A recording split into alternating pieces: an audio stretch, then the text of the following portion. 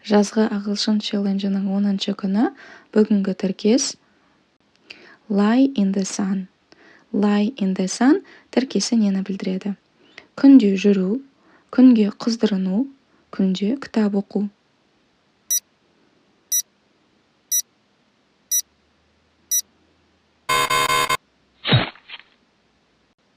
Күнге қыздырыну.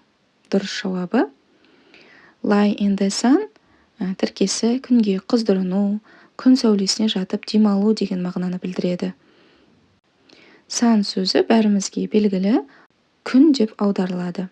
Мысалы, she loves to lie in the sun and read a book. She loves to lie in the sun and read a book. Ол күнге қыздырынып жатып, кітап оқығанды жақсы көреді. Тағы бір мысал, he is lying in the sun by the pool. He is lying in the sun by the pool. Ол бассейн жанында күнге қыздырынып жатыр. By the pool, бассейннің жанында. Мынаған назар аударайық. To lie, жату деп аударылады. Оның тағы да басқа мағыналары бар. Мысалы, a lie өтірік болса, to lie өтірік айту деп аударылады. Lie етістігіне ing жалғанған кезде I, Y әрпіне өзгереді да и түсіп қалады. Lying болып оқылады. Мысалы, I am lying. Мен жатырмын.